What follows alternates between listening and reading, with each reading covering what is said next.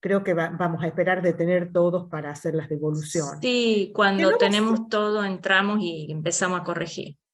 que me parece que no va a ser mucha de duda y de consulta porque era una cuestión de investigación de campo, ¿no es cierto? Ellos tenían que recopilar información acerca de las distintas áreas de la universidad, la comunicación institucional, así que no creo que hayan tenido problemas, solamente el trabajo de eso, de ponerse a buscar y a investigar, ¿sí? Sí, también se les pedía algún trabajo de observación en su entorno, Mm. cómo se organizaba la comunicación y cómo eran las relaciones para el trabajo en su entorno, también eso se les pedía. Claro, incluso en este parcial, en este primer parcial, había una pregunta dirigida también a pensar la Sí. comunicación y los modos de comunicación en el lugar de trabajo, ¿sí? La idea es pensar cómo es la comunicación institucional en los lugares, en las áreas donde ustedes se desempeñan. De hecho, hoy la clase va a girar en torno, he tratado de dividirla como en tres partes, ¿sí? Estructurada en tres partes. Una primera parte que está dirigida a pensar teóricamente y a reflexionar críticamente sobre qué es esto del lenguaje de la administración, de los textos administrativos, cuáles son las características en relación a todo lo que venimos viendo de la comunicación en general, ¿sí? Porque el objeto de estudio de esta materia tiene que ver con una comunicación específica que es la comunicación en el ámbito de las instituciones. Entonces nosotros lo que hemos hecho, por ejemplo, en la clase 3 y un poco también en la clase 2, es ver lo que es en general la comunicación organizacional, institucional, los tipos, las formas, los sentidos, las dimensiones, ¿sí? En general, y hoy nos vamos a centrar más en la cuestión del tipo de textualidad, ¿sí? ¿Cuáles son las características de estos textos, de este discurso de la administración? ¿Mm? Y acá trabajarlos como textos y como discursos. En ese sentido, diferenciar también esas dos dimensiones, que ya la hemos abordado, ¿se acuerdan? El texto tiene que ver con la forma, con la estructura, viene de la palabra tejido, ¿no es cierto? De las relaciones entre el léxico, la gramática, el estilo, un análisis más dirigido al tipo formal en el texto. En tanto que el discurso tiene que ver más con el contexto, con la situación de comunicación y con el posicionamiento ideológico, con el anclaje ideológico que está por detrás de ese texto, ¿sí? Va más allá de la forma. ¿Mm? Entonces nosotros hoy vamos a reflexionar sobre qué es esto de el lenguaje administrativo, cómo son los lenguajes en la administración. Va a ser muy útil también volver a estos esquemas, a estos modelos de la comunicación que hemos desarrollado, ¿sí? El modelo emisor, mensaje, receptor, ¿sí? Ruido, entropía, lo connotativo. Vamos a volver sobre esas nociones para reflexionar sobre qué es esto del lenguaje en la administración, ¿sí? Este, muy separado o ya muy apartado de todo esto que hemos reflexionado, sobre todo en la clase 2, que hablábamos de la comunicación en general y hemos destinado una clase a las diferentes teorías de la comunicación, pero referidas más a los medios masivos de comunicación, ¿sí? Hoy vamos a retomar más lo que tiene que ver con el objeto comunicación en general, comunicación organizacional, y hoy nos vamos a detener en las características de lo que es un texto administrativo. ¿Cómo son?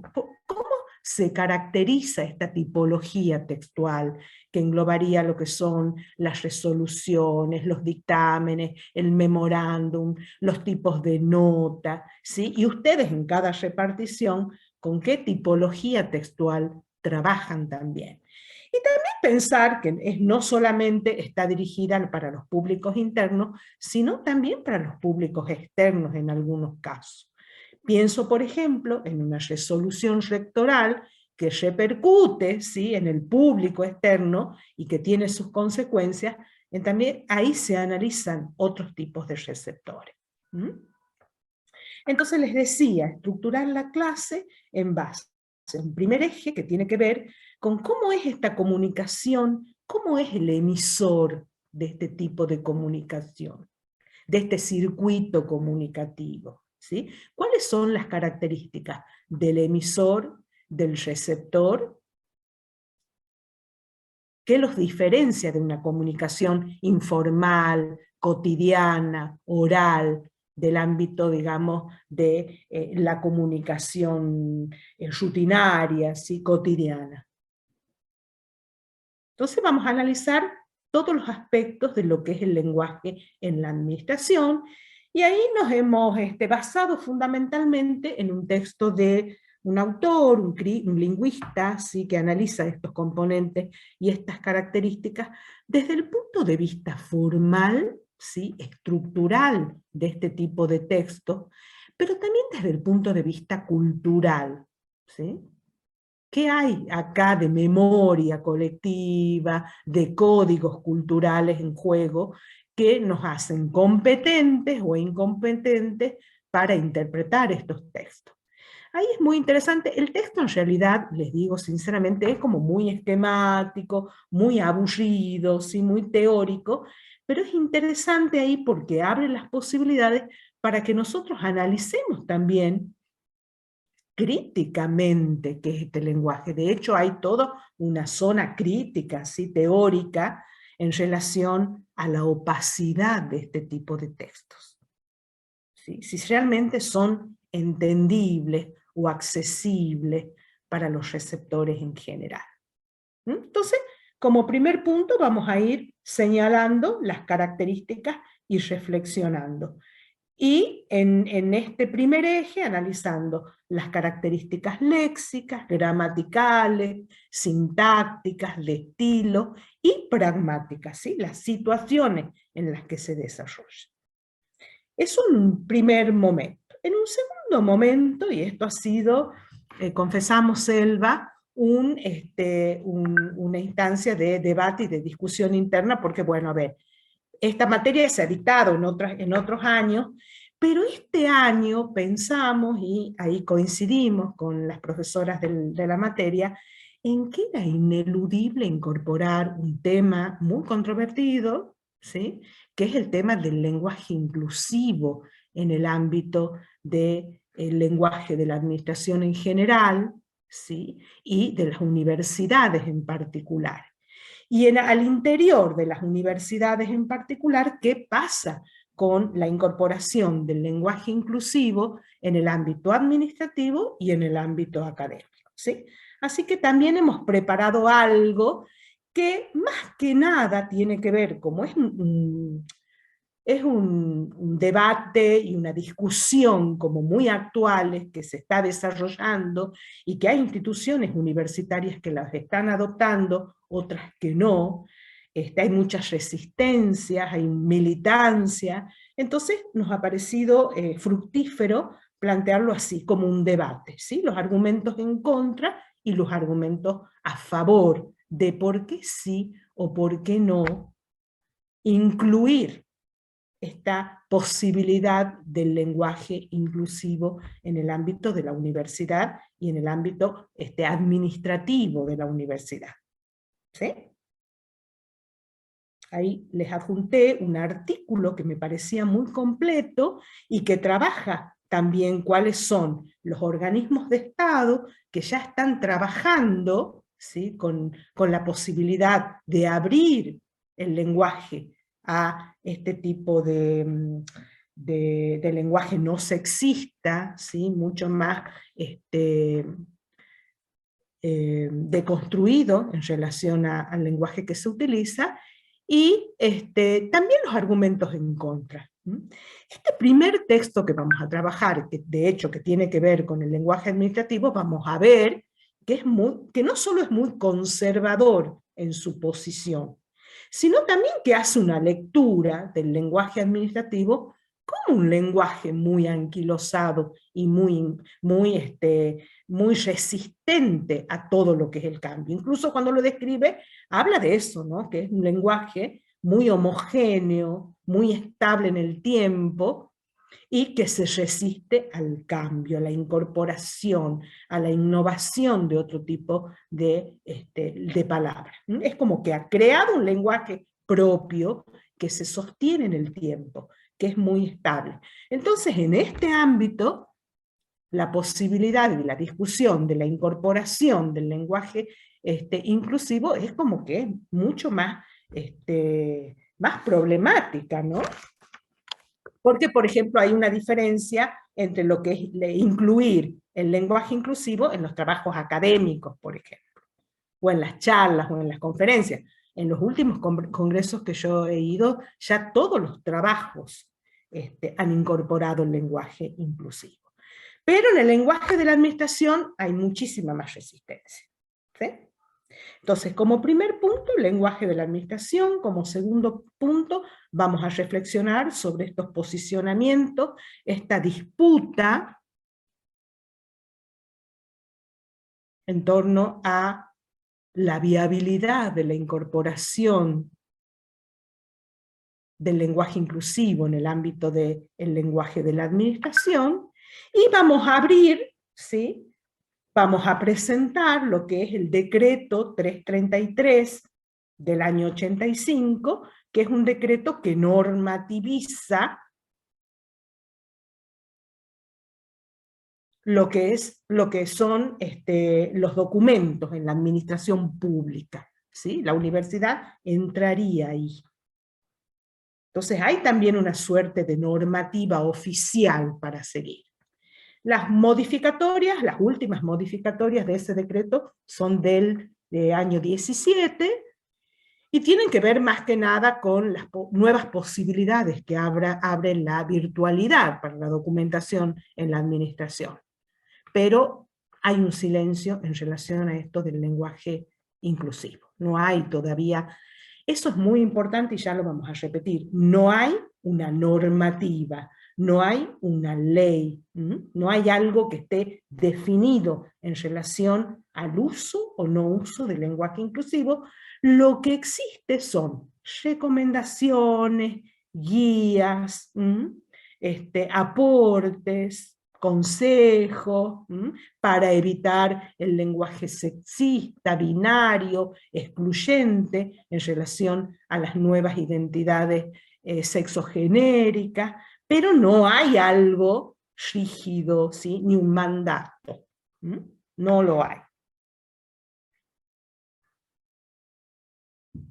Justamente porque en todos estos posicionamientos se está discutiendo que en relación al lenguaje no se puede legislar, porque la lengua es algo que está cambiando todo el tiempo y en movimiento. Entonces lo que hay es, en relación a este contexto de tantos avances en temas de derechos de las mujeres, de identidad de género, de matrimonio igualitario, entonces recomendaciones y guías para seguir. De hecho, se acaba de aprobar ahora también una legislación para el tema de los medios masivos de comunicación, el tema de la perspectiva de género, ¿sí?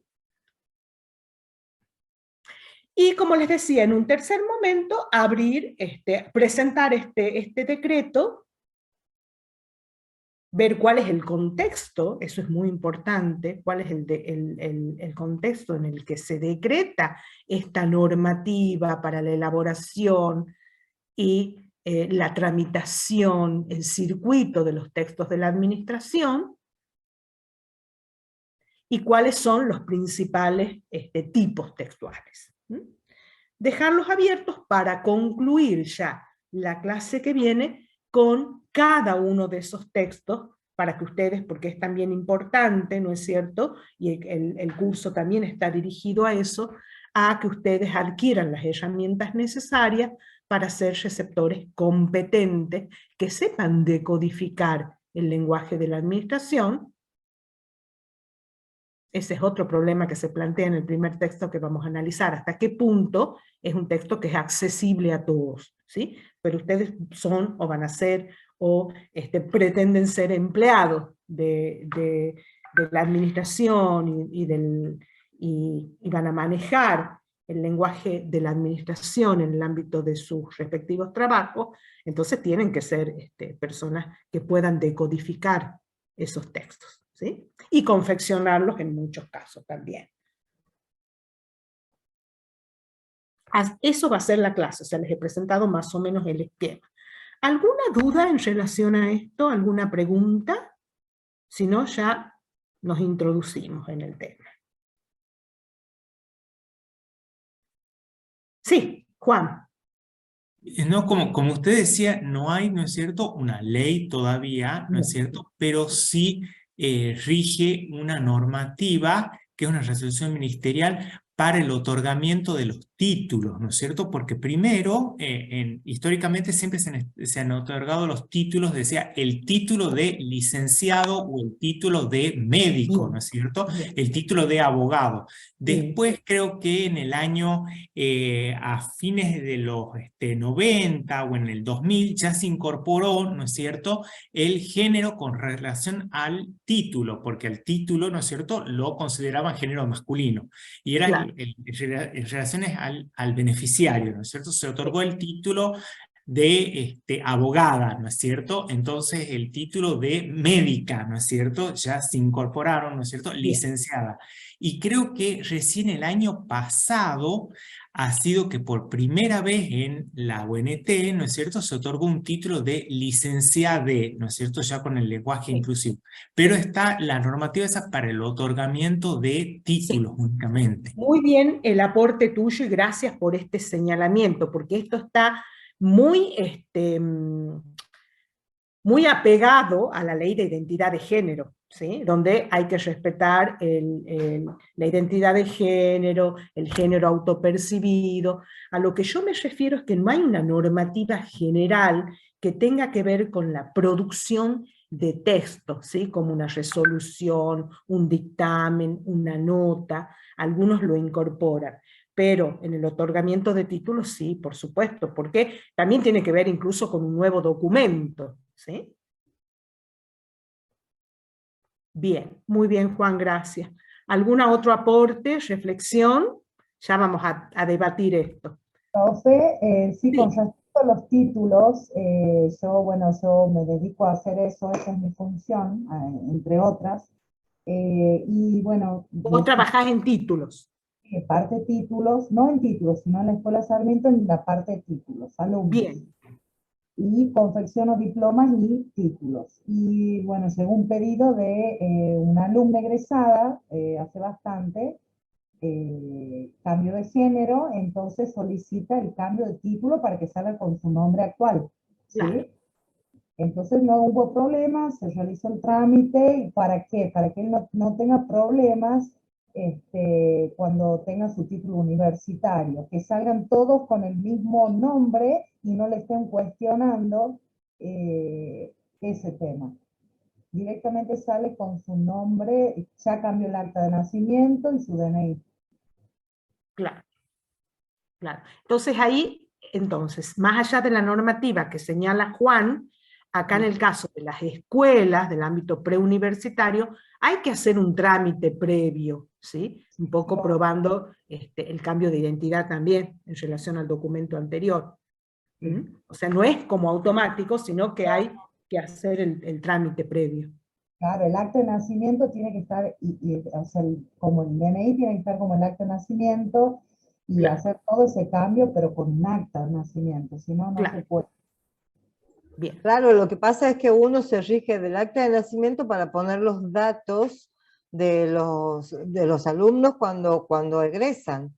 Claro. Entonces, nos basamos en eso para ver si incluso si tiene puntos, si tiene acentos, si tiene alguna gráfica especial, nos tenemos que basar de los datos que nos genera el acta de nacimiento. Por eso Claro. él tiene que modificar previamente si cambia de género, tiene que modificar previamente toda la documentación para poderle hacer el título con el nombre correcto. Es más, Eso es así. tenemos muchos problemas con el acta de nacimiento en realidad porque en el registro civil cometen muchos errores de acento. Si el apellido paterno lleva acento, al hijo o a la hija no le ponen el acento en el registro y eso rebota y vuelve como un error.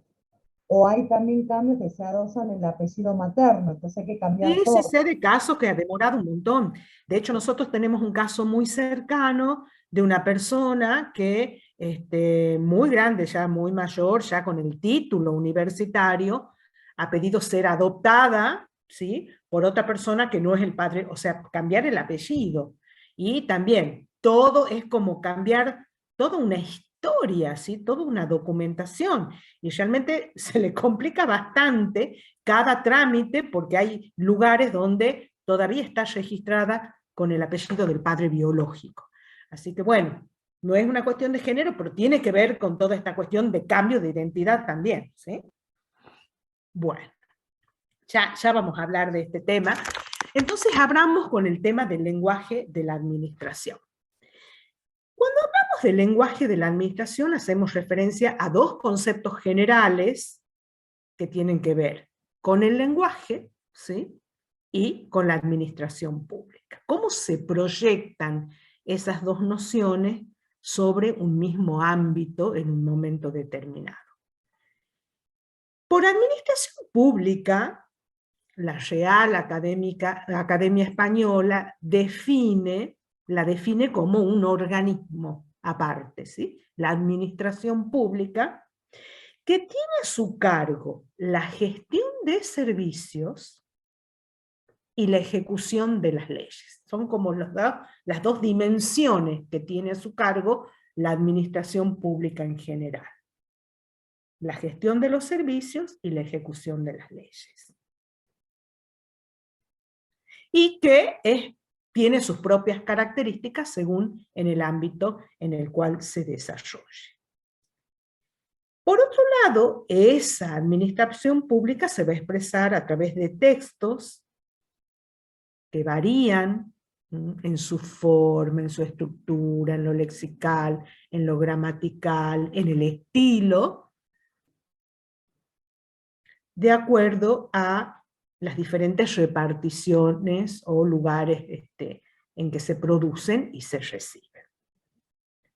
Entonces, en general, eso sería la administración pública, que Sarmiento la describe como un organismo independiente que tiene a su cargo la gestión de servicios y la ejecución y garantizar la gestión de las leyes. Y que se expresa a través de textos particulares, que es a lo que nosotros nos vamos a dedicar a analizar. Y por otro lado, también hace alusión a lo que es el lenguaje, ¿sí? Que ya hemos reflexionado sobre lo que es el lenguaje, hemos hablado fundamentalmente de esta capacidad que tiene el ser humano, que es privativa de los hombres, para comunicarse. Y que está muy relacionada con la articulación de dos ámbitos muy diferentes, que tienen que ver con el mundo interior y el mundo exterior. Cómo se relacionan esas áreas a través del lenguaje. Entonces, lenguaje y administración pública. Es interesante acá, y ustedes capaz que les llamen la atención, vamos a hacer una digresión, porque Sarmiento cuando define, nosotros hemos diferenciado, ¿se acuerdan? Lenguaje, habla y lengua. Habla que tenía más que ver con el acto mismo de alocución. Acá un poco Sarmiento dice que el lenguaje es la capacidad que tiene el hombre, pero también tiene que ver con el uso que realiza. O sea, también para él lenguaje es habla. ¿Sí? Ahí él no los diferencia. Para él lenguaje es, por un lado, capacidad innata del ser humano, y por otro lado, posibilidad de uso, ¿sí?, del lenguaje. Entonces, en ese sentido, el lenguaje, y esto va a ser muy importante para nosotros, se manifiesta de dos maneras que Es la oral y la escrita, y bueno, nosotros vamos a hacer insistencia en que la primera característica que hace a la esencia del lenguaje de la administración es que es siempre escrita, necesariamente escrita. Eso, dice Sarmiento después, es lo que le va a dar legitimidad.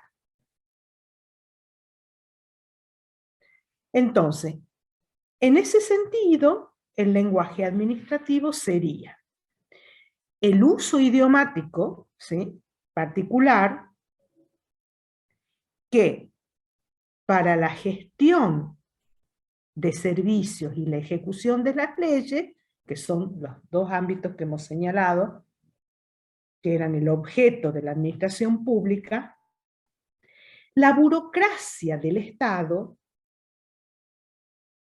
ha ido creando y acuñando a través del tiempo. Acá entra también otro elemento que también sobre el que vamos a volver toda la clase, que tiene que ver con esto de la burocracia de Estado, ¿sí? Es el Estado, a través de su burocracia, que ha ido creando y acuñando este lenguaje con características propias. Y siempre va a aparecer en contraposición con el lenguaje hablado, el lenguaje cotidiano, la lengua materna, la lengua oral. Esa va a ser nuestra referencia para hablar de las características del lenguaje de la administración pública. Siempre compararlo y contraponerlo con la lengua materna, que es paradójico porque le sirve como base, como origen. De ahí se extraen las palabras. Pero crea un subsistema, un código particular que lo convierte en un lenguaje específico, un lenguaje de especificidad, donde hay otras fórmulas, otro lenguaje, otro léxico, arcaísmo, neologismo, ¿sí?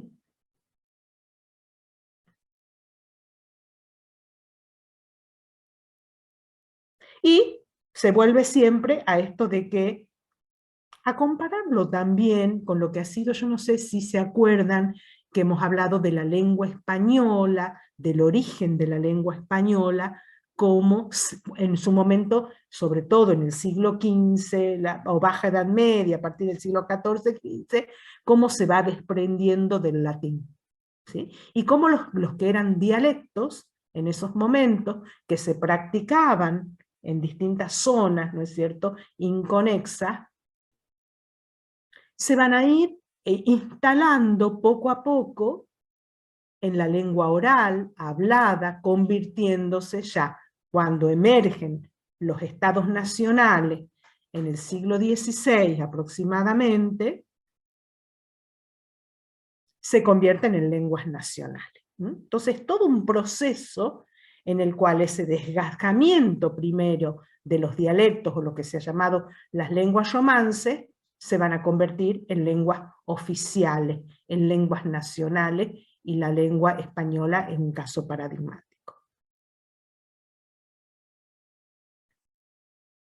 Y esto también los defensores, ya nos adelantamos un poco del lenguaje inclusivo, habla de hasta qué punto no se puede defender un estado, ¿sí?,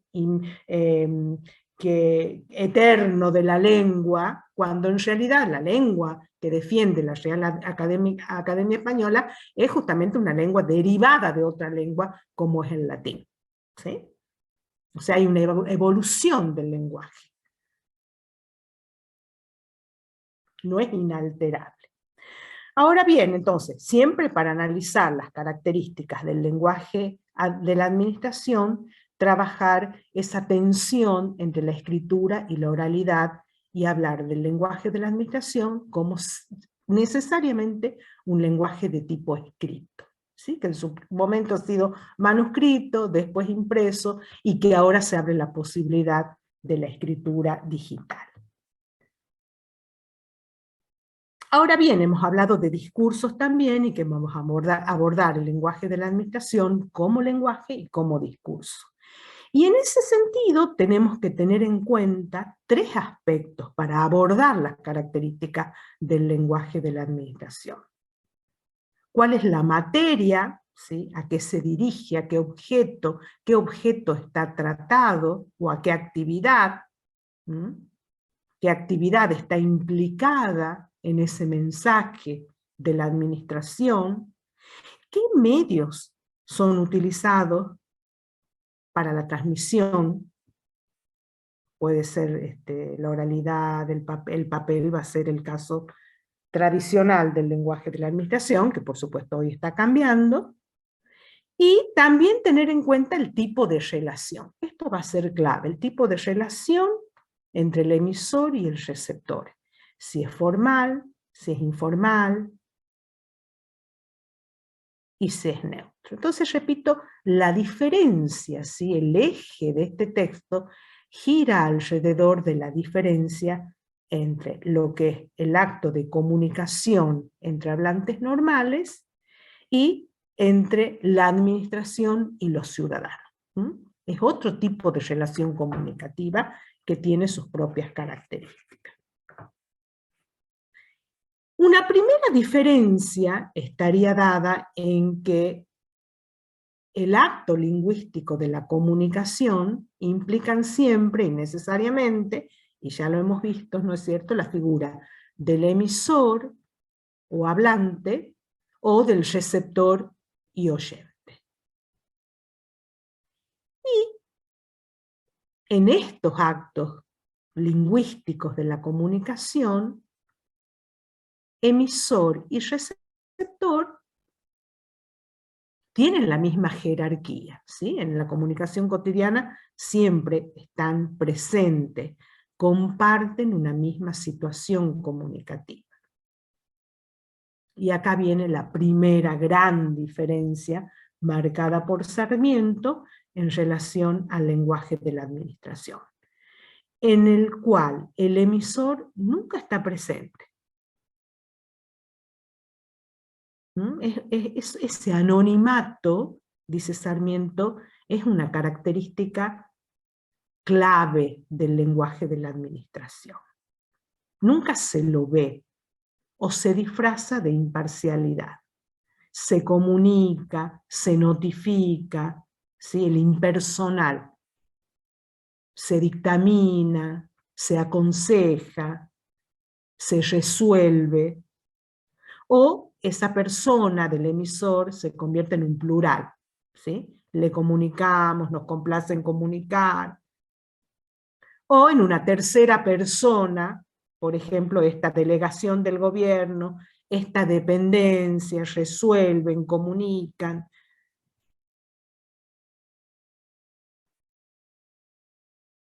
O también se delega en alguna persona, pero siempre como una delegación de la responsabilidad para su ejecución, ¿sí? Por esto y por esto, el rector de la UNT resuelve, ¿sí? Entonces, se le delegan a una persona, pero las características de este emisor es que no tiene una identificación.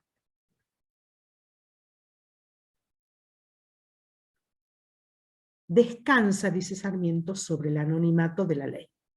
¿Sí? Es el Estado o el Estado a través de sus representantes el que comunica. Y en eso va a hacer hincapié todo el texto. Si ustedes lo van leyendo poco a poco y lo van desgranando, van a ver que Sarmiento va a hacer hincapié todo el tiempo en el texto, cuando analice el léxico, cuando analice las construcciones sintácticas, el nivel semántico del texto, semiológico, semiótico, sociocultural, en esta suerte de asimetría básica entre el emisor y el receptor. No es una comunicación simétrica de intercambio, ¿sí? Donde hay feedback, donde hay intervención del receptor. Acá estamos ante un receptor totalmente pasivo, que tiene que acatar ese mensaje, ¿sí?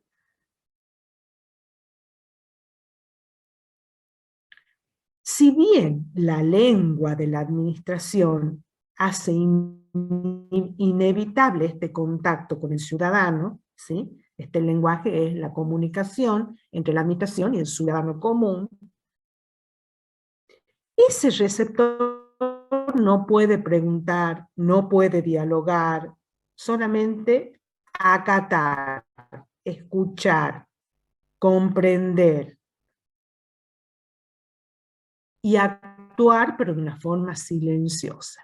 No interviene en ese proceso de feedback, de interrelación.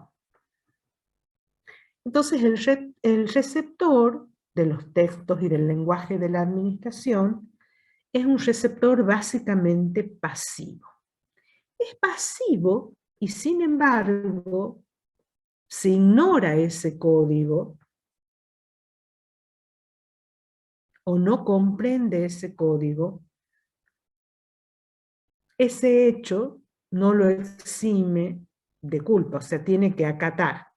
Aunque no conozca, aunque no comprenda, eso rige, digamos, para no solamente en el ámbito de la adquisición de derechos, sino también en el cumplimiento de obligación. Entonces es un receptor pasivo, que no interactúa, que no contesta, más bien que calla, que acata, y que necesariamente tiene que cumplir, más allá de que no tenga las competencias necesarias para decodificar el mensaje. Entonces no hay retroalimentación, no hay feedback, no hay interacción, y siempre sostiene, dice Sarmiento, esta voluntad de ocultamiento del emisor que es omnipresente, ¿sí? Nunca coinciden en tiempo y espacio el emisor y el receptor. Nunca están copresentes.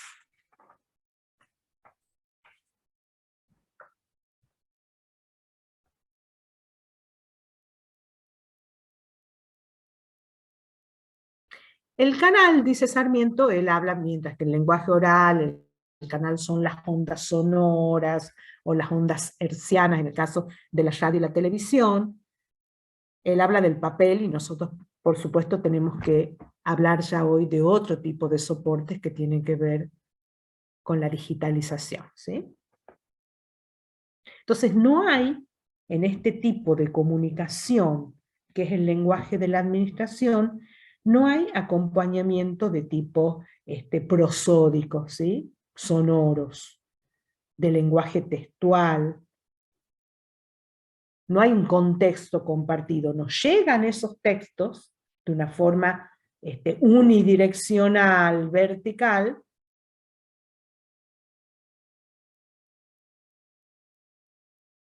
que no compartimos, ¿sí? Y no podemos contestar, no hay respuesta, tenemos que acatar.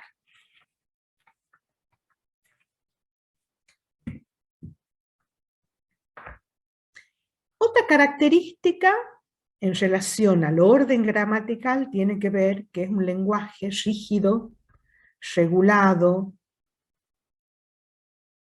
lo que vemos por ejemplo en las constituciones, las leyes, los códigos, es un lenguaje rígido. ¿Por qué?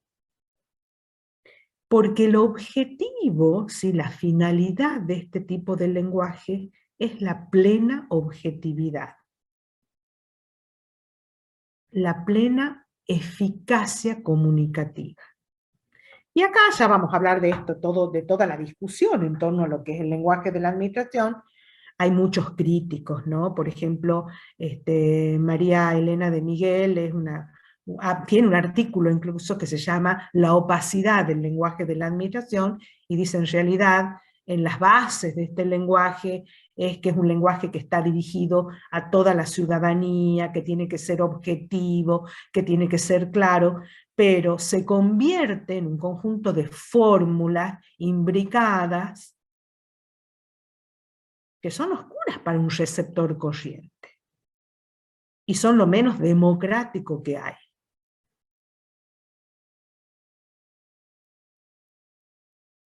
Se busca entonces la objetividad, y cuando se habla incluso de los aconsejamientos para la producción y la escritura, ya vamos a ver que el mismo decreto todo el tiempo está señalando esto, la necesidad de la objetividad, de la imparcialidad, para obtener una eficacia comunicativa, donde hay que eludir todo el tiempo lo connotativo, o sea, tiene que ser directo el mensaje, las implicancias,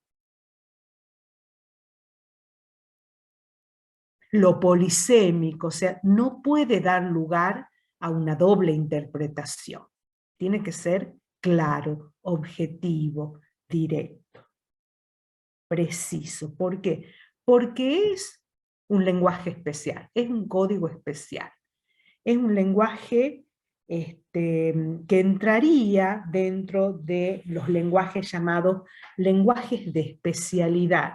Y tiene características, dice Sarmiento, muy específicas, que no permiten ubicarlo en esta división que se ha hecho de los lenguajes especiales, como el lenguaje científico, el técnico, el profesional, el simbólico. El lenguaje de la administración tiene características particulares que no permite ubicarlos en esos compartimentos. Entonces él lo define básicamente como un lenguaje técnico administrativo, técnico jurídico.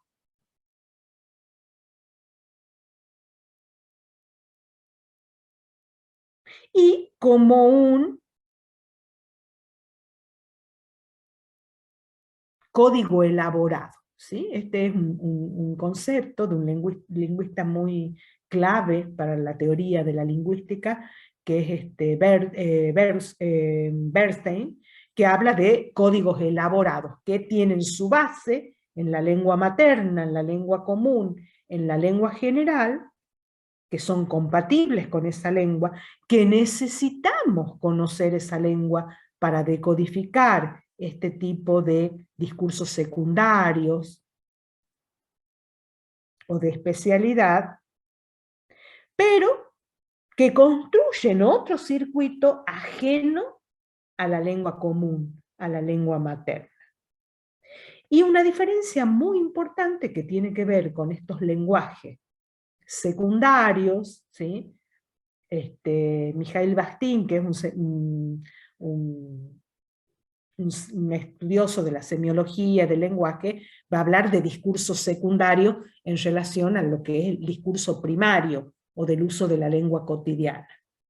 Y también se va a hablar de textos elaborados, dice Bernstein, o de textos secundarios también.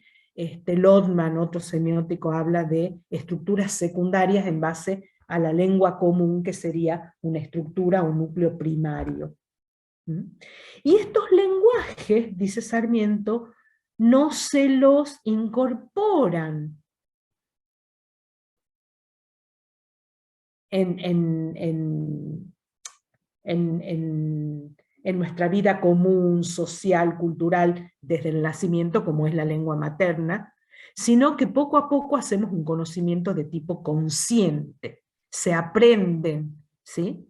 No se incorporan naturalmente con el habla común, sino que se incorporan, son lenguajes específicos, especiales, funcionales,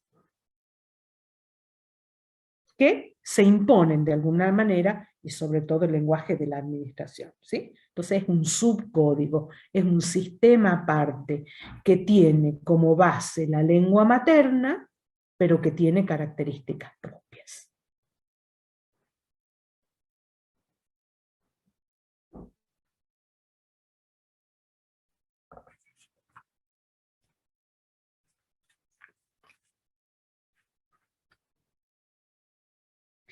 Si bien vuelve Sarmiento sobre esta voluntad, dice él, de lo que es el lenguaje de la administración, si bien nunca hay una relación lineal, unívoca, entre el significado y el significante, ¿sí? Ya lo hemos visto nosotros en la connotación o en la ironía como figura, podemos decir una cosa, pero significar otra distinta, ¿sí? No hay necesariamente una relación lineal o directa.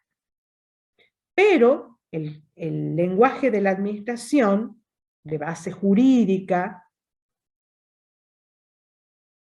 tiene que pretender y tiene que apuntar y tiene que lograr esa claridad, esa univocidad.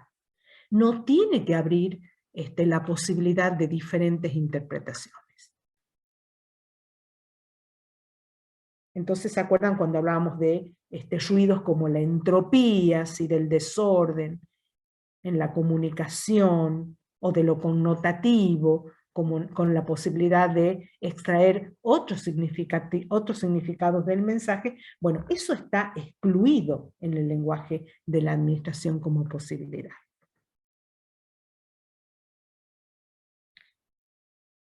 Entonces, deriva de la lengua común, pero se diferencia de la lengua común porque es un lenguaje técnico, específico, jurídico. Y de nuevo vuelve siempre sobre esta característica donde el receptor o los ciudadanos, dice él, somos indefensos ante esos mensajes del lenguaje de la administración.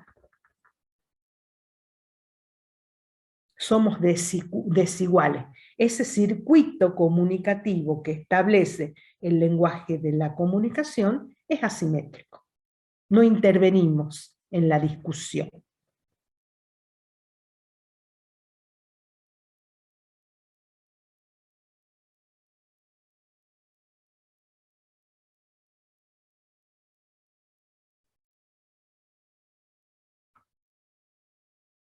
Entonces retomemos las características lingüísticas básicas de este lenguaje de la administración.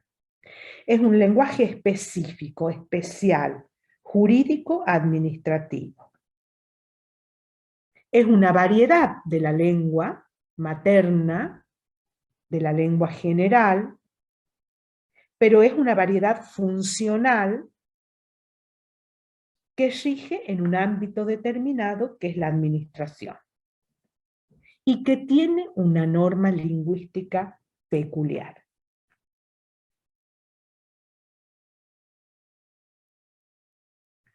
Se basa en la lengua común, pero hace un uso distintivo de los significantes, ¿sí? Podríamos caracterizarlo también como un tecnolecto de la actividad administrativa. Tiene un carácter supradialectal, ya vamos a volver sobre eso. Pretende ser homogéneo, universal, ¿sí? Y profundamente formal.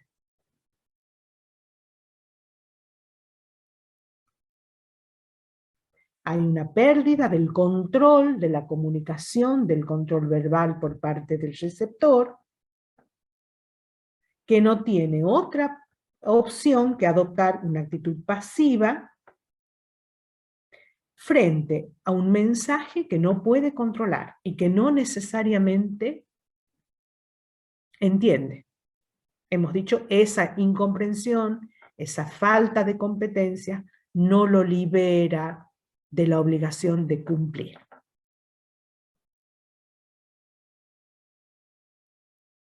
En ese sentido, Sarmiento dice que el lenguaje de la administración es más una realidad de percepción que una realidad de producción. Recibimos esos mensajes, ¿sí?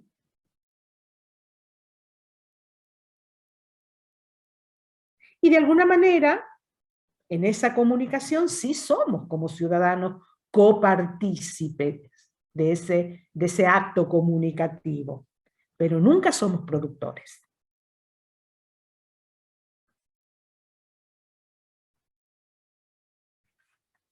Y que siempre necesita del manejo de ciertas herramientas básicas de decodificación, lo que se llama la competencia, las habilidades para decodificar un mensaje. Hay ciudadanos, dice Sarmiento, que incursionan en ese lenguaje, o que estudian, o que forman parte de la administración pública, que son altamente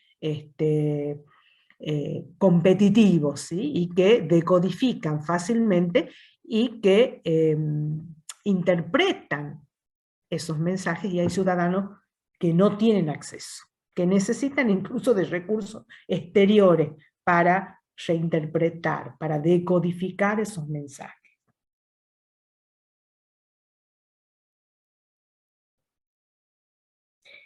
Acá hay una característica muy importante que señala, que va a ser básica también cuando analicemos el tema de la posibilidad o de la habilitación del lenguaje inclusivo en el ámbito del lenguaje de la administración, que es la característica del léxico, ¿no? Y de la morfología. ¿Por qué? Dice que es un lenguaje petrificado,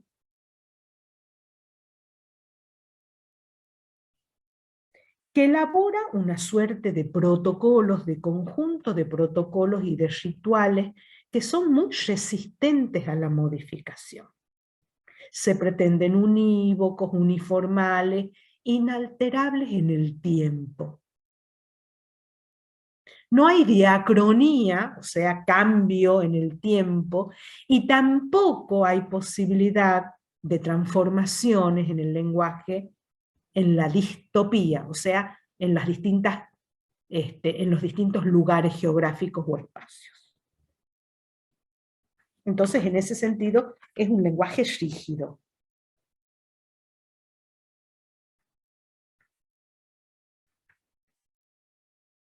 Asimétrico es más.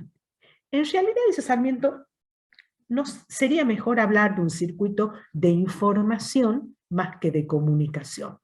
Porque justamente esa noción de comunicación, tal como la hemos abordado de la primera clase, implica esta cuestión de poner en común, ¿sí? La cuestión bipolar, biunívoca del acto comunicativo. Eso no existe en el lenguaje de la administración, que es totalmente un flujo, dice él, que se dirige en una sola dirección, de la administración al ciudadano y a un receptor pasivo que no interviene. Entonces es más un circuito de información que comunicativo.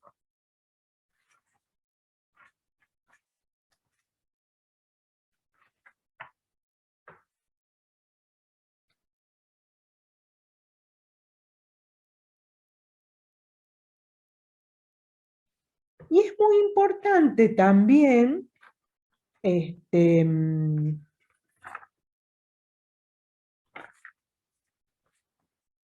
tener en cuenta, ¿se acuerdan cuando estudiábamos las funciones del lenguaje en Jacobson, no? Hay funciones que están presentes y hay funciones que están totalmente ausentes en el lenguaje de la administración, como por ejemplo la función efática. ¿Se acuerdan que tenían que ver con la posibilidad de cerciorarse por parte del emisor de si el mensaje había llegado correctamente? ¿Me escuchás? ¿Me entendés lo que te digo? Eso está ausente en el lenguaje de la administración, esa función. La función metalingüística, o sea, esta posibilidad de que el lenguaje reflexione sobre el mismo lenguaje, o la función emotiva, o sea, es imposible que en un lenguaje de la administración se haga alusión a las emociones del receptor. Sí hay una función referencial, fáctica, es muy importante y muy fuerte, ¿no es cierto? Porque básicamente el lenguaje de la administración está dirigido a lograr una conducta, una acción, una respuesta, un acatamiento, ¿sí? Y poética en el sentido de que crea neologismos y trabaja mucho sobre el lenguaje, sobre la estructura del lenguaje. La función poética no piensen necesariamente en la literatura o en la poesía, donde es muy importante la función poética, pero cuando hablamos en Jacobson de la función poética, tenemos que tener en cuenta esta atención, este privilegio a la selección y la combinación de las palabras, a cómo se construye el mensaje, ¿sí? Eso también tiene mucho peso en el ámbito del lenguaje de la administración. Bueno, hemos hablado de que hay un debate muy fuerte en torno a este lenguaje, y es muy paradójico, y fíjense que ya cuando nosotros hablemos de esta posibilidad de apertura al lenguaje inclusivo, también vamos a hablar de esta paradoja que está en la base, ¿sí?, de la discusión en torno a este lenguaje de la administración, este lenguaje oficial, que tienen como objetivo, dicen, ¿sí?, la igualación de los ciudadanos, que sea un lenguaje democrático, accesible, ¿sí? Incluso se habla de la necesidad de fomentar las competencias de los ciudadanos para que sea más igualitario el manejo de este tipo de lenguaje. Pero dice María Elena de Miguel, que es la crítica de este lenguaje y de esta forma, que es paradójico porque se busca univocidad, universalidad, que sea un lenguaje eficaz, que llegue democráticamente a todos los ciudadanos, pero, dice Miguel, lo que se logra es un lenguaje pesado, dice, que aunque persigue la máxima precisión, exactitud y coherencia, se convierte en una prosa intrincada, pesada e ininteligible.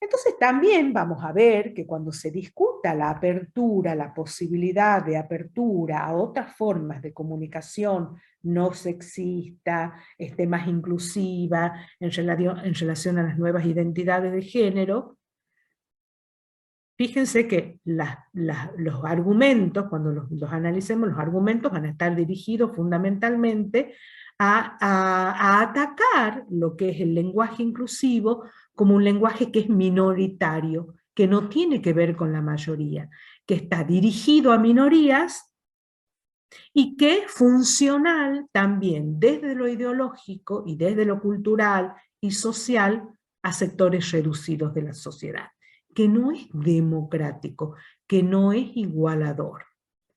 Y que, dicen los críticos a la incorporación del lenguaje inclusivo, que lejos de igualar, ¿sí?, y lejos de defender la identidad, atacan algo que está en la base de esta ideología mucho más conservadora de la lengua y del lenguaje de la administración, que es la identidad.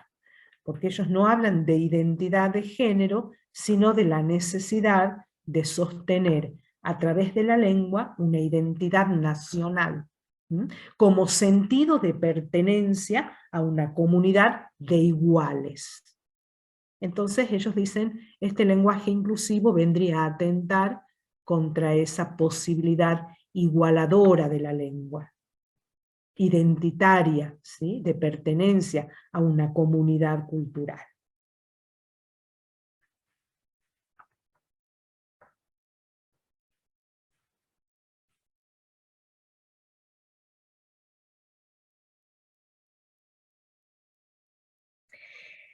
Otra distinción también que está íntimamente ligada a esta cuestión del código restringido o código elaborado, que es este lenguaje jurídico administrativo que vamos a analizar, tiene que ver con la distinción en relación a el nivel de construcción de los mensajes administrativos, que tenemos que distinguir lo que es la corrección lingüística de lo que es la adecuación, que es una noción, la adecuación, revalorizada en los últimos estudios lingüísticos, que es más importante para una comunicación eficaz, que es lo que quiere lograr el lenguaje de la administración, que los textos no sean solamente correctos desde el punto de vista lingüístico, sintáctico, de su estilo, de su elaboración, sino adecuados, adecuados a la situación. Entonces, a la hora de elaborar un texto, de confeccionar un texto, hay que tener en cuenta que sea adecuado a la situación. Un texto puede ser muy correcto, pero totalmente inadecuado, ¿sí?, a la situación. Nos dirigimos a alguien que no maneja ese código, que no tiene ningún tipo de competencia, y le hablamos en un lenguaje jurídico, sí, totalmente ajeno a la realidad del receptor. Entonces ese lenguaje, esa comunicación, ese acto de habla no es adecuado, aunque sea correcto. Entonces siempre hay que priorizar esta noción y este principio de adecuación en relación al de lo correcto, ¿sí? No nos dirigimos nosotros de la misma forma a un niño que a un compañero, ¿sí?, del ámbito profesional. Hablamos distintos lenguajes, porque tenemos en cuenta a quién nos dirigimos, en qué situación nos comunicamos, ¿sí? Entonces eso tiene que ver con la adecuación a la situación comunicativa, que es una noción que va mucho más allá del de corrección. Profe, ¿Sí? el otro día leía en la Gaceta que informaban como de resoluciones judiciales en la que estaban implicados en causas en la que la resolución implicaba a niños, a infancias, y los dictámenes, las resoluciones judiciales se escribían con un lenguaje particular para que el niño entienda. Claro. Me parece que hay como unas nociones también que aparecen con más fuerza de quiénes son los sujetos del derecho en ese caso, y que entonces a ellos hay que hablarles, hay un cambio ahí también, ¿no?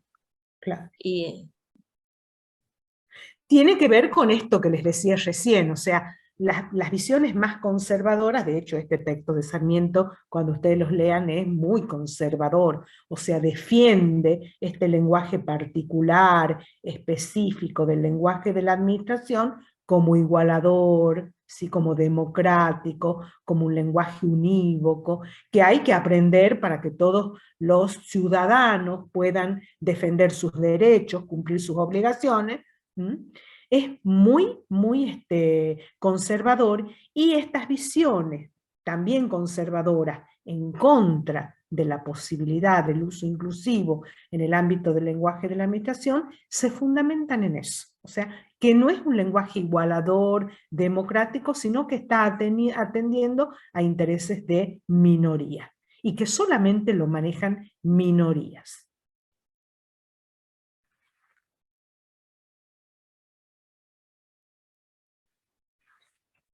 En relación, hemos dicho recién,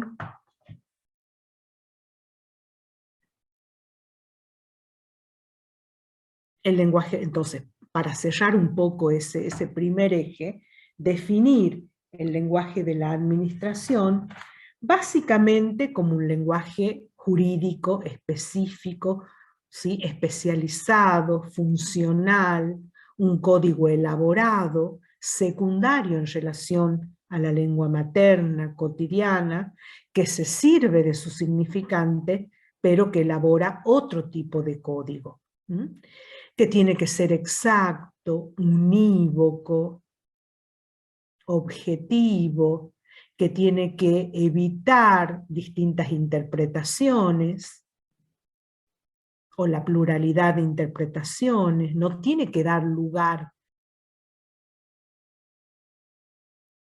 a interpretaciones alternativas, tiene que ser claro y objetivo.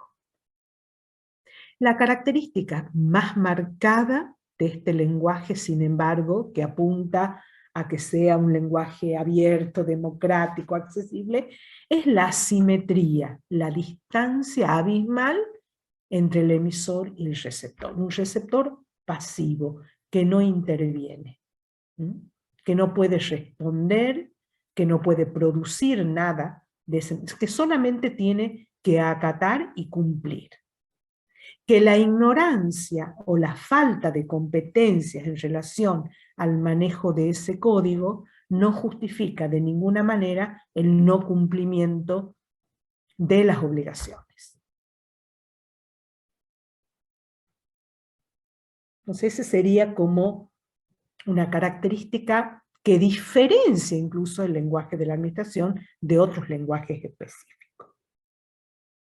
Y que lo erige en una lengua, dice Sarmiento, legitimada, ¿sí? Es la lengua de la ley.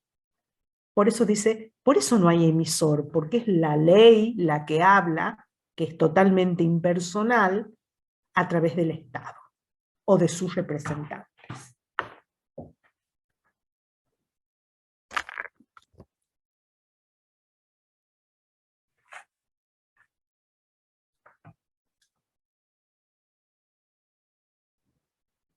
Y les decía yo, bastante conservador el texto, y es muy importante para tomarlo como punto de referencia para empezar a plantearse esta posibilidad de flexibilización de la lengua de la administración en relación al lenguaje inclusivo, ¿no?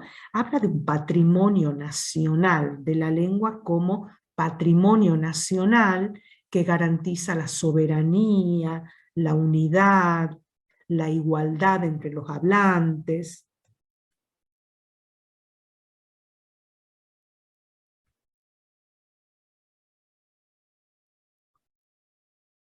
Y que es una lengua con la cual, dice, uno se identifica, esta lengua materna. ¿Sí? Que justamente, fíjense, este criterio es el que va a ser discutido para hablar después, para proponer otro lenguaje.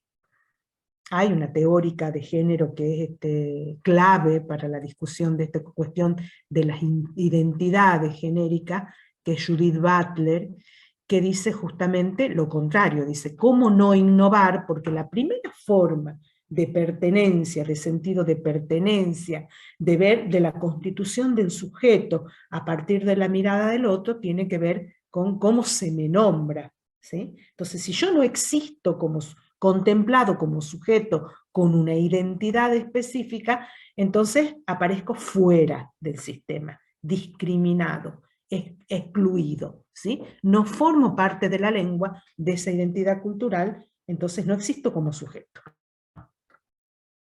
Cuando justamente estos argumentos hablan de la identidad de la lengua, de la cuestión igualitaria, ¿sí? De esa lengua común, que no cambia, ¿sí? Que es homogénea.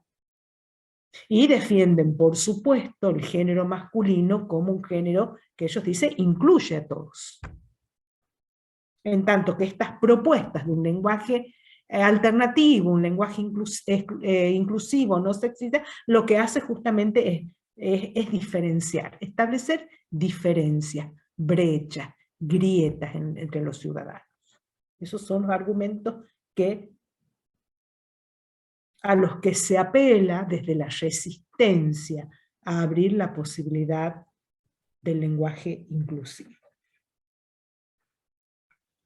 Entonces siempre esta tensión, esta discusión, tanto en el primer texto que hemos trabajado, como en la discusión y en el debate, en la disputa en relación al lenguaje inclusivo, tiene que ver con esto de la permanencia, de la homogeneidad de la lengua versus la movilidad, la evolución, ¿sí? Y también basados en teorías lingüísticas, ¿no? Sobre todo la necesidad de que la lengua, de teóricos como Sapir, por ejemplo, que dicen que la lengua es fundamental para situarnos ideológicamente, que no está separada de lo ideológico, de lo cultural, sino que da cuenta de un mundo simbólico, ¿sí? No es independiente para nada.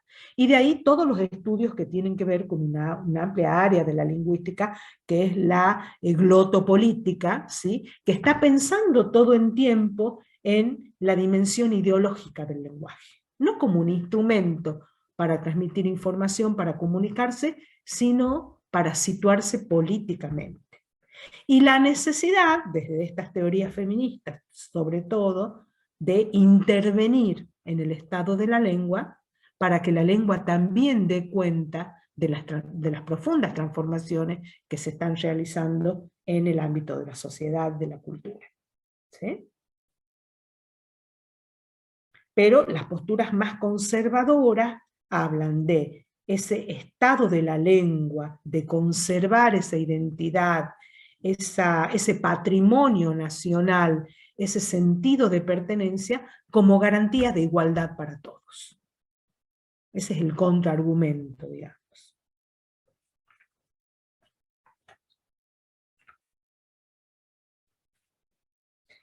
En tanto que esta propuesta del lenguaje inclusivo tiene como finalidad y tiene como antecedentes también una serie de hechos concretos, sobre todo en nuestro país, que parten de, que son muy recientes, que tienen que ver con el ni una menos, ¿sí?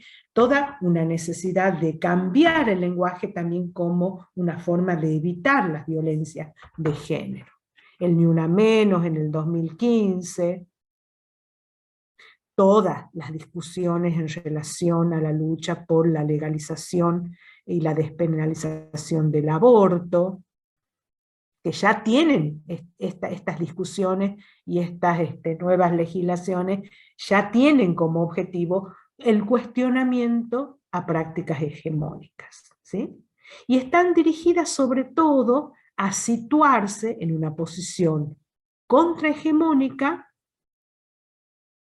de cuestionamiento para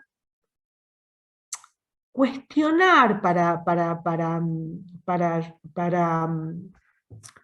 reflexionar, ¿sí?, acerca de la naturalización de una cultura heteropatriarcal.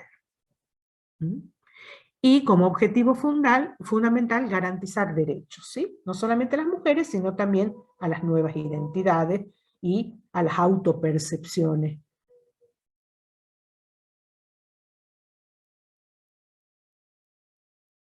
Incluso hay un congreso internacional sobre el lenguaje inclusivo en el 2019, bueno, toda la ley de matrimonio igualitario, o sea, toda esa discusión, que también es una discusión desde el punto de vista legal, la ley Micaela, ¿sí?, básica para pensar.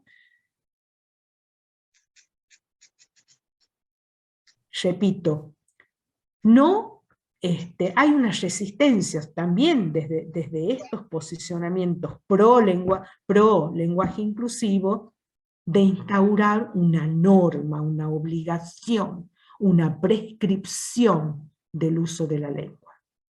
A lo que se apunta en todos los casos, y son insistentes si uno se pone a leer estos textos, tienen que ver con recomendaciones, promoción, apertura o la posibilidad de habilitar la inclusión, qué sé yo, de la X, de la E, de los pronombres las, los, les. Habilitar, no prohibir. Aconsejamiento en muchos casos, guías de lo que se llaman las buenas prácticas para un lenguaje no sexista.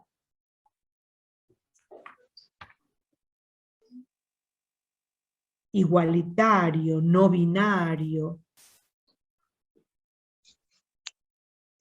A ver, acá pregunta, ¿qué valor tiene un lenguaje si nadie lo utiliza? Reflexión en el marco de la utilización del lenguaje inclusivo. En la administración también hay que plantearse eso. Si nadie lo utiliza, no tiene tanto valor como lenguaje. Lo que pasa es que sí se está utilizando, no es que no se lo utiliza. En este momento, en este contexto, nosotros lo planteamos como un momento de disputa, de tensión. Muchos dicen, muchos que incluso adhieren a este nuevo uso del lenguaje, dicen, es muy probable que sea un momento de la lengua y que dentro de 10, 20 años ya no sea una preocupación, porque en el ámbito de las luchas por la igualdad ya sea un derecho adquirido y tan arraigado que no sea necesario la discusión en el ámbito del lenguaje, ¿sí? Entonces, no diría yo que no existe en el ámbito, y ya vamos a ver todos los antecedentes y desde el punto de vista legal que lo contemplan y donde ya se está utilizando concretamente este lenguaje inclusivo. Hablamos de la Cámara de Diputados, el Ministerio de Mujeres, bueno, Género y Diversidades, el PAMI, también algunas reparticiones del Banco Central, del INAES, ¿sí? Que es un Instituto Nacional de Economía Social y Asociativismo, que trabaja todo el tema de las cooperativas y del trabajo comunitario. Son organismos o son instituciones donde ya hay, está habilitada, ¿sí? Y se recomienda. Insisto, son habilitaciones, guías, recomendaciones, ¿sí? No son de ninguna manera normativas de un cumplimiento obligatorio. Promociones, consejos, garantías al derecho de la utilización. Se garantiza ese derecho a utilizar, pero no se lo impone. ¿Sí? En relación a los ámbitos y a los organismos donde se utiliza, les decía, la Cámara de Diputados, el Ministerio de Mujeres, tampoco es obligatorio usarlo en esos ámbitos. Se habilita la posibilidad, se abre la posibilidad, no se sanciona. Y fíjense en el ámbito de las universidades donde están instaladas también esas recomendaciones para un lenguaje igualitario, inclusivo, no sexista, ¿sí? No hegemónico, no masculino, no machista. ¿En qué universidades ya existen esas guías?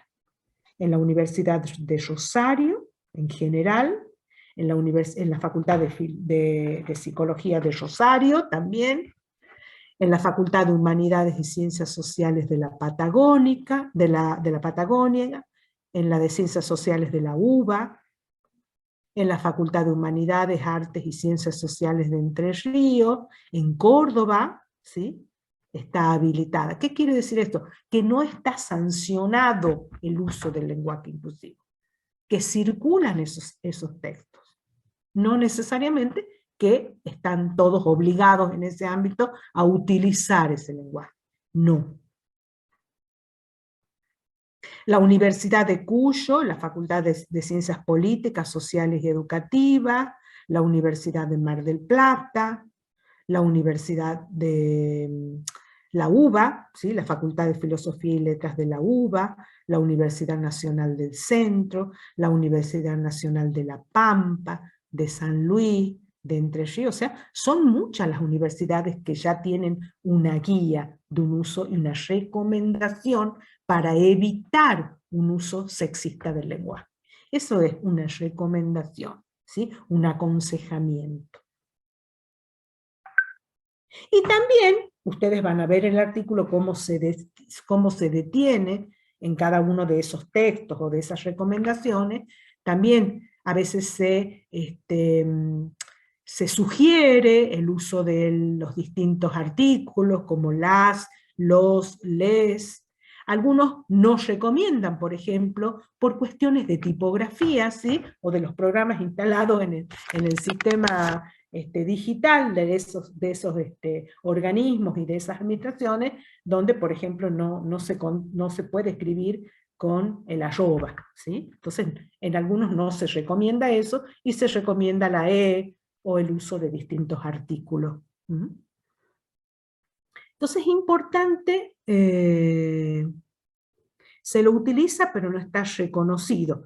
No, en estos ámbitos sí ya hay una cuestión, ¿sí? Desde lo oficial, desde el ámbito oficial de apertura, sí está reconocido, pero no es algo instituido oficialmente y obligatorio, eso no. Profesora, Sí. pero yo entiendo que inclusive en los lugares donde está hay muchos los lugares donde ya tiene la guía para el uso del lenguaje inclusivo, el Banco Central lo tiene, toda la parte económica, financiera a nivel nacional lo tiene ya, pero no en el uso de las palabras como está de moda, por ejemplo, decir diputades.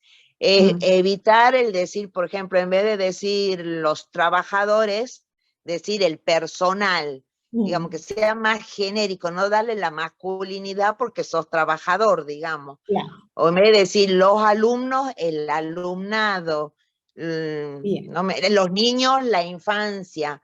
Sí. Digamos, en eso es en lo que se apunta como un primer momento, digamos, de una desconstrucción del lenguaje por ese lado, digamos. No es la deformación, porque a veces lo interpretamos como el deformar o el cambiar solo artículos y va más allá de eso, digamos. Claro. Incluso uno, disculpame Paola, uno de los argumentos en contra, ¿sí? Fíjense ustedes, uno de los argumentos en contra para la implementación del lenguaje inclusivo en la universidad o en el sistema educativo, bueno, todo es muy interesante también ver los fundamentos de la ESI, ¿no? En la escuela primaria y secundaria, apuntan a esto, ¿no? Ay, no sé, me perdí la idea.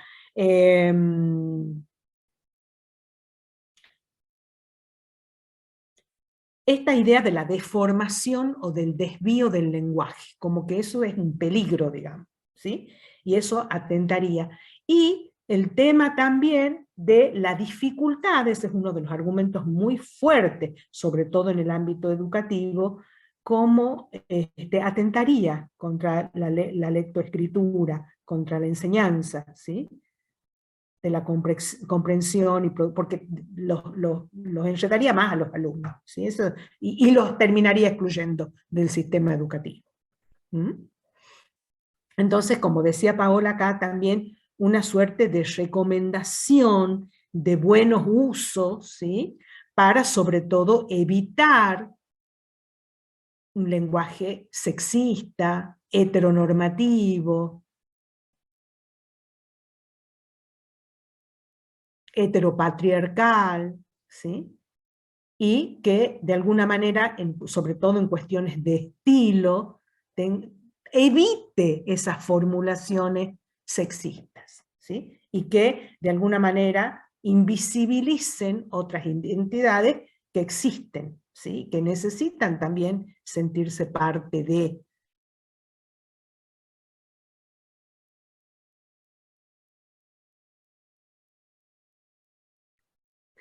Sí, no sé si de conveniencia, ¿no? Acá la alumna me dice que, bueno, ¿por qué si hablamos de inclusión no se utilizan lenguaje de señas? Yo estoy de acuerdo totalmente que tendrían que... Me contaba una compañera mía el otro día, en el colegio del hijo, creo que es ya me voy a acordar que el colegio es, pero los chicos aprenden todos lenguajes de señas, no sé si braille. No sé si es conveniencia, no sé a quién le convendría en realidad. Creo que se trata de posturas de tipo ideológico, político, del uso político del lenguaje, ¿sí? De hecho, cuando alguien habla con lenguaje inclusivo, se está posicionando también políticamente. No, eso es lo que les decía yo recién, que se me ha ido, que uno también de los argumentos en contra del uso del lenguaje inclusivo justamente es ¿no?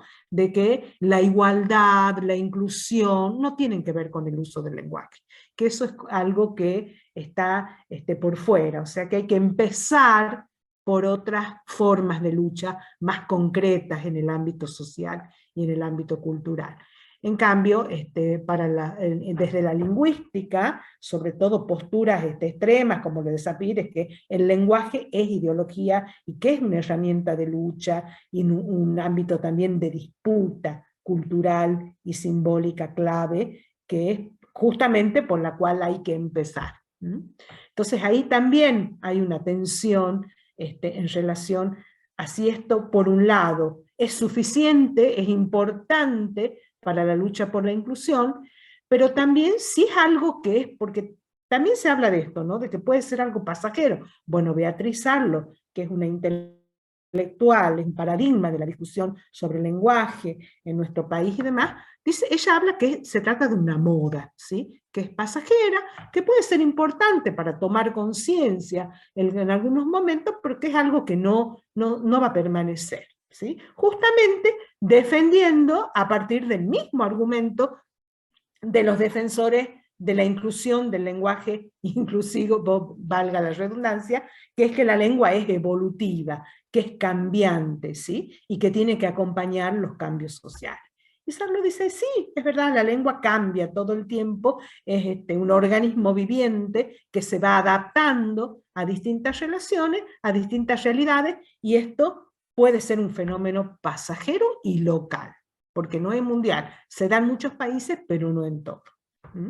Entonces también habla de esta cuestión de la moda, ¿sí? Dice, en realidad es una moda, y también apunta a que es una cuestión sectaria, que tiene que ver con un sector muy limitado de la sociedad, intelectual o militante, ¿sí? Por las luchas de género, pero que a la mayoría de la gente no le interesa, que está preocupada por cubrir otro tipo de necesidades materiales que son concretas, ¿sí? Entonces también está esta cosa de hasta qué punto es importante esta disputa, esta lucha en el ámbito del lenguaje. Si es clave, si es intrascendente, si es variable. Sí, Juan. No, estás muteado. En relación a lo que decía profesora de la moda, el lenguaje inclusivo también ha ido cambiando de moda, porque en su primer momento el elemento neutro era la X, ¿no es cierto? Y ahora es la E, porque obviamente como hablantes nos cuesta menos, ¿no es cierto? Es más favorable pronunciar les, ¿no es cierto? En vez de las o los, pronunciar les en vez de LXS, que no tiene forma, ¿no es cierto?, de pronunciación, no es amigable la pronunciación al español. Igual que con nosotros o nosotras, ahora es nosotres también, porque ha cambiado ese elemento neutro que utilizaban antes, que era la X, porque era imposible de pronunciar nosotros. No se podía, impronunciable era. Bien. Bueno, a mí me pasa, no solamente cuando escucho ponencias, ¿sí?, en los congresos, sino para elaborar también un texto para hablar, me cuesta, me resulta pesado, me parece que a veces ralentiza la comunicación, el esfuerzo, porque hago un esfuerzo adicional por resituarme en otro uso del lenguaje, y es como a veces un poco pesado. Y en relación a otras alternativas, no solamente la X, arroba, el asterisco también ha sido en algún momento, ¿sí? Otra forma. Como les decía, muchas de estas disposiciones y guías desaconsejan, porque dicen que a veces el corrector de las computadoras no dejan, no permiten avanzar con la escritura, porque no lo reconocen, ¿sí? Acá dice una compañera, algo muy importante, también hay resistencia porque si bien el lenguaje inclusivo viene de larga data, aquí está muy mezclado con posturas políticas. Es cierto eso también, ¿no? Que esta disputa un poco ha replicado la disputa de la grieta ideológica y demás, y entre posturas más conservadoras y más progresistas. No sé si es de tan larga data, pero es cierto ese prejuicio ideológico. O sea, ustedes escucharán que a veces hablan de la ideología de género como algo terrible, ¿sí? Como algo que está atentando contra la cultura, la sociedad y todo. Hay también, está totalmente impregnado por un tema político, ¿sí? De disputa política en el ámbito nacional. Sí, también. Eso es cierto. A ver qué dice acá la compañera, que no quiere hablar, quiere escribir. Rodrigo. La lengua española nos fue impuesta hace 500 años y no tuvimos, claro, totalmente. Yo estoy más de acuerdo con esas posturas, pero me parece importante también siempre escuchar los contraargumentos, ¿sí?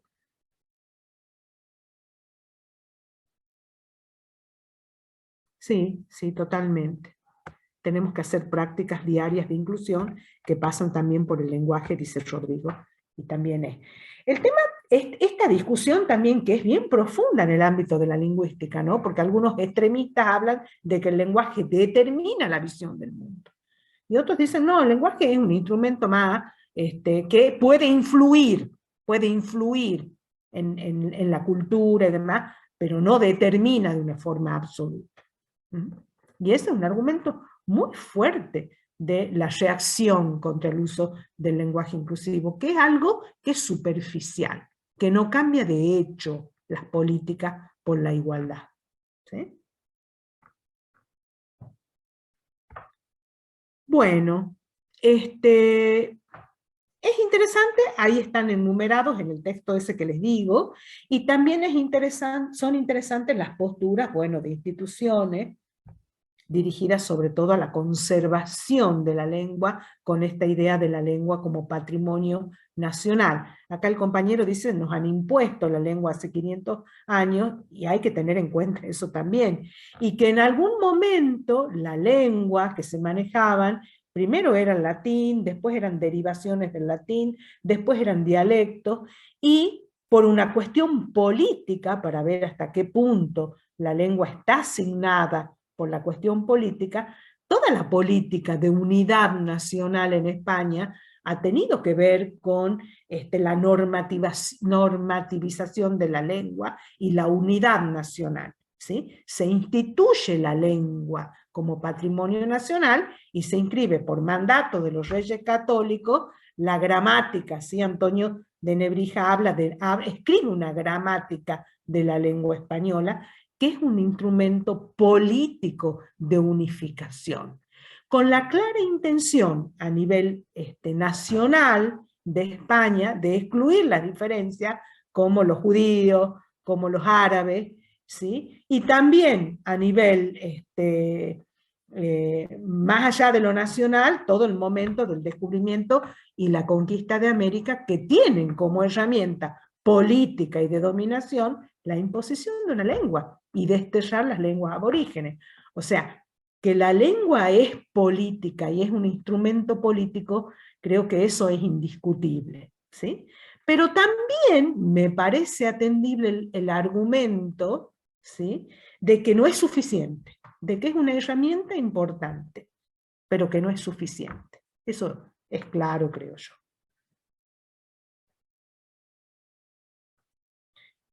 Bueno, entonces la idea es, acá en las universidades Tucumán no aparece ni por, salvo lo que han contado los que trabajan en el ámbito de los títulos, bueno, que sí, ya hay una disposición para que los egresados puedan tener su título que dé cuenta de su identidad autopercibida, ¿sí? Lo cual me parece un avance muy importante.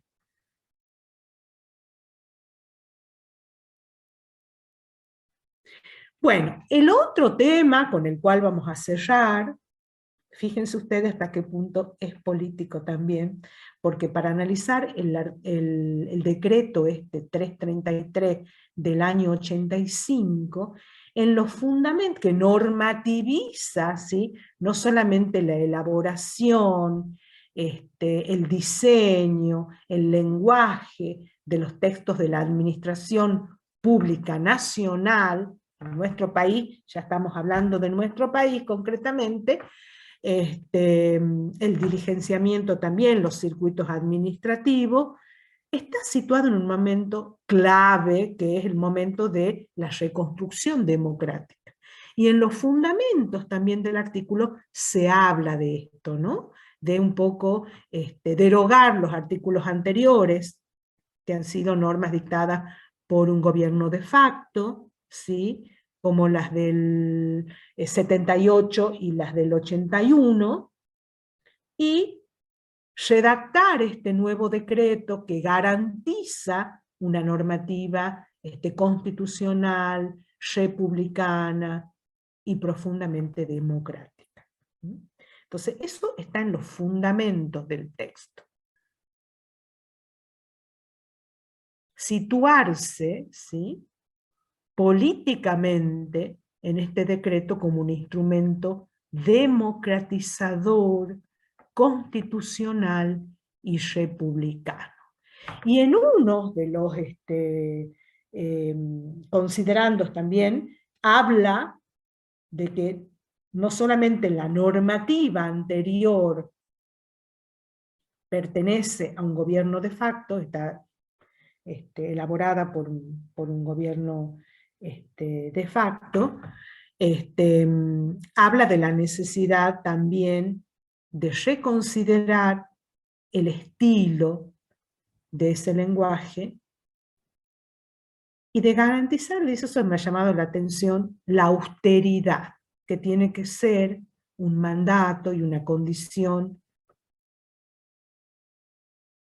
en las políticas republicanas, ¿sí? Y que también se traduce en cómo se confeccionan y se diligencian los textos en la administración pública.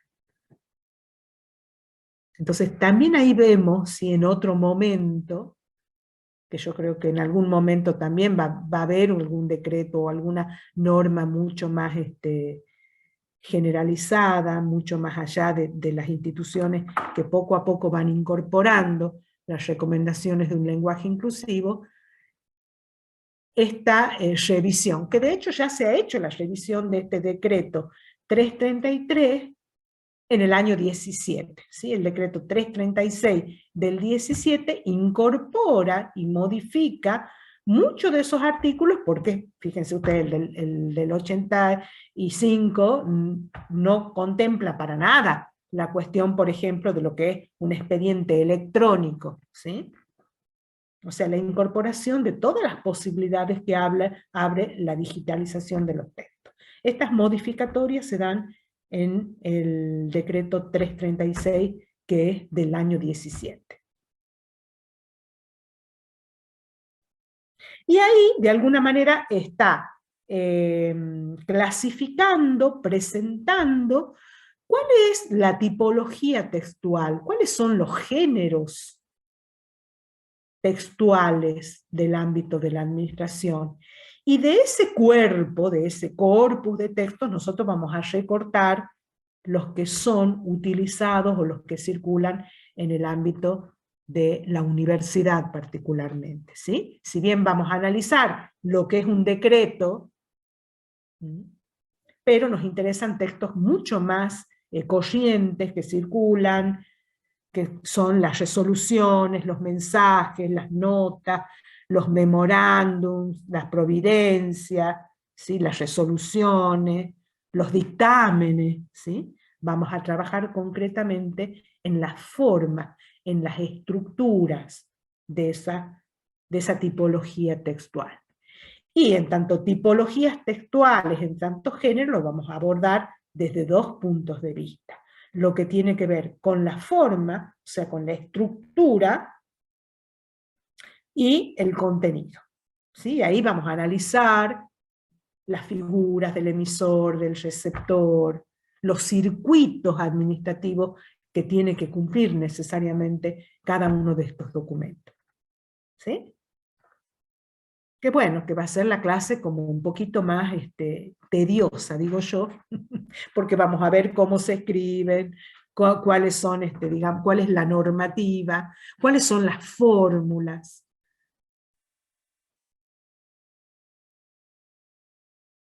Y el objetivo de alguna manera es brindarles herramientas para que ustedes adquieran competencias de elaboración y de recepción de estos textos que circulan particularmente en el ámbito de la universidad. Entonces vamos a tratar de analizar estos textos en el ámbito, ¿no?, concreto de la universidad, una resolución del rectorado, un dictamen de alguna secretaría, una nota, ¿sí?, de alguna repartición de la universidad, ¿sí?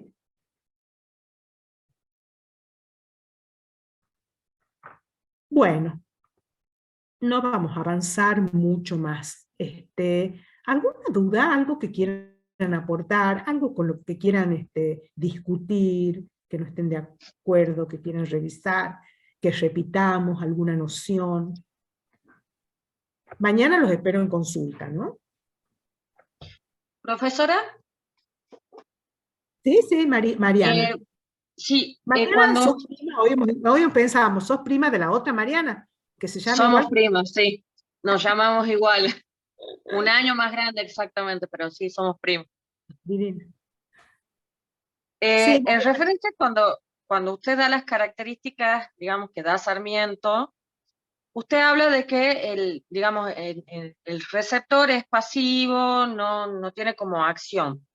Mi pregunta es, más allá, digamos, de lo que él dice, cuando se eleva, por ejemplo, un expediente con una orden, por así decirlo, y el receptor se convierte después en un emisor, ¿o no necesariamente? Sí, contesta, pero no es una cuestión simultánea de feedback, ¿sí? Claro.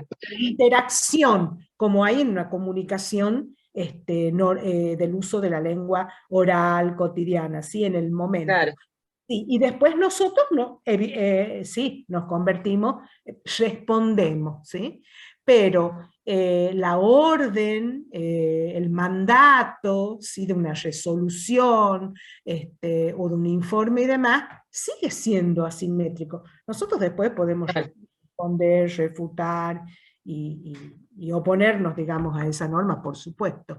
Pero digamos que de la emisión, ¿sí? De la construcción de ese mensaje, va dirigida de una forma unidireccional, vertical, ¿sí? Y por más que después se cambien, digamos, los roles. ¿Cómo?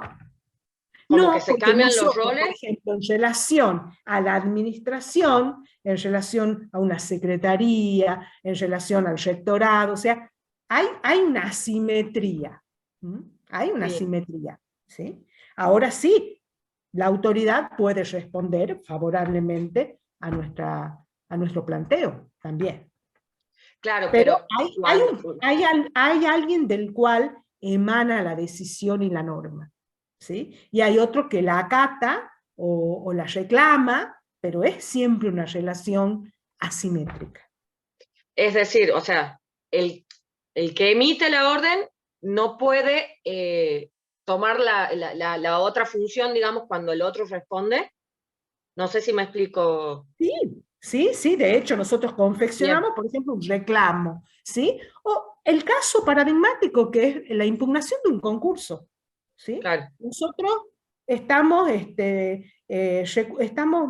cuestionando un dictamen, pero hay una autoridad, nos pueden dar lugar, pero la decisión última, ¿quién la tiene? ¿Sí? Hay una simetría que es propia, ¿sí? De esa documentación. Bien. Gracias. No, gracias a vos. ¿Sí? ¿Alguien más quiere aportar o decir algo?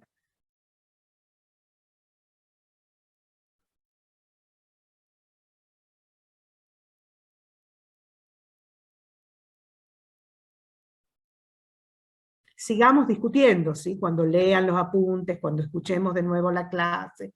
Ahí ya la voy a detener la grabación. O Selva, vos nada más lo podés hacer después. Ya veo de hacerlo yo, sí. A ver, sería pausar, no, detener. Detener. ¿Estás seguro que desea detener? Sí. Bien. Ahí está. Bien. Entonces, sigamos discutiendo, porque siempre es una cuestión como controversial, ¿sí? Lo que es el lenguaje administrativo, o sea, igual a sí mismo. Se habla mucho de un lenguaje muy anquilosado, ¿sí? Que justamente no solamente es cerrado, sino que apunta a eso, a ser lo más resistente posible a los cambios en el ámbito del tiempo y del espacio, de la diacronía y de la distopía, porque quiere que sea unívoco y que sea igual. Y después también, para que no se confundan ustedes, en ese sentido es un lenguaje homogéneo, ¿sí? Porque tiende a la homogeneidad del código. Pero es heterogéneo en el sentido de que hay distintas tipologías textuales. O sea, no es lo mismo una nota que un dictamen, que una resolución, que un memorando. En ese sentido, no es homogéneo, ¿sí? Porque hay el mismo artículo de Sarmiento, ustedes se pueden confundir, porque hay zonas donde dice apunta a la homogeneidad y después dice se caracteriza por ser heterogéneo. Pero son las dos cosas. Es heterogéneo en relación a la variedad de tipologías textuales. Y es homogéneo porque busca ser igual a sí mismo, ser unívoco, ser permanente, esas fórmulas que se sostengan en el tiempo, ¿sí? No admite variabilidad. Y bueno, por eso me parece importante pensar esto de la apertura o de la habilitación o de las sugerencias sobre la incorporación de un lenguaje inclusivo, ¿sí? Teniendo en cuenta justamente que una de las características estructurales del lenguaje de la administración es apuntar a la permanencia, ¿sí? A la cuestión de ser siempre un código restringido y un poco impermeable al cambio, ¿sí? Bueno, ¿alguna otra idea? ¿Alguna otra aporte? Cuestionamiento, pregunta, Juan. Sí, y en relación a lo que decía de que digamos, el receptor, ¿no es cierto?, muchas veces le cuesta la decodificación del lenguaje de la administración pública. Eso me recuerda a mí en mis comienzos, cuando empecé como administrativo en la universidad, lo que me costaba, ¿no es cierto?, comprender una resolución, ¿no es cierto?, comprender, bueno, las notas, los memos y los mails por ahí son más fáciles de comprender, pero un texto, ¿no es cierto?, como una resolución, como la aprobación de un reglamento, como reglamento en sí, muchas veces cuesta varias lecturas, exige varias lecturas, ¿no es cierto?, para poder llegar a comprenderlo. Seguro. Así que no solamente al ciudadano común, sino a el ciudadano común que está fuera de la administración, sino a los que empezamos formando parte de la administración en los comienzos también nos cuesta muchísimo, ¿sí? Claro. Y en esos entonces, yo estoy hace 18 años, no había la posibilidad de esta carrera, ¿no es cierto?, que nos explique, ¿no es cierto?, estas cosas que nos van a venir muy Bueno, bien. porque es básicamente un código distinto, un lenguaje específico que tiene sus propios, y que es un código que como, eso es interesante también lo que dice Sarmiento, mientras que la lengua nosotros la adquirimos de una forma natural con la vida, con el aprendizaje cultural, nos identificamos con esa lengua, este es un lenguaje que hay que incorporarlo, que hay que aprenderlo, ¿sí? Porque es elaborado, porque es secundario. Profesora, sí, sí, a mí también, con respecto a lo que decía Juan, estaba pensando que cuando yo me inicié también en la universidad, el elaborar un informe de una nota para ser elevada a la comisión directiva y demás, me costaba un montón entender cómo la tenía que elaborar a la nota, viendo qué es lo que solicita o porque era complicado, o sea, tenés que hacer un informe con respecto a esto que te dice acá. Y uno quedaba como, ¿cómo empiezo? Porque era complicado. Bueno, por supuesto que ya con los años, con la experiencia, con el hacer, uno tiene los modelos de notas y demás. Y se va mecanizando. Claro, pero al principio era como difícil. Y eso es algo que va de abajo hacia arriba, como decía hace un rato una compañera, un informe que se elabora para el consejo directivo, pero las resoluciones vienen del consejo directivo, del decanato, del rectorado, hacia abajo, que también es vertical, como decía, pero descendente, digamos. ¿Sí? Sí, sí. Eso es lo que muy interesante ilustrar todo esto con la experiencia personal, a mí también. Claro, yo siempre me he dedicado a la docencia de la literatura, o sea, ni siquiera de la lengua, de la literatura. Entonces, de pronto, ahora tengo un cargo de gestión, tengo un cargo como consejera y demás, y a veces tengo que leer varias veces y a veces pedir ayuda, asesoramiento jurídico, porque hay cosas que me cuestan, pero me doy cuenta como también hay un entrenamiento, ¿sí? Hay un entrenamiento. Bueno, es interesante reflexionar teóricamente sobre, o sea, como ámbito de discusión, sobre todo el tema del lenguaje inclusivo, a mí me atrae mucho,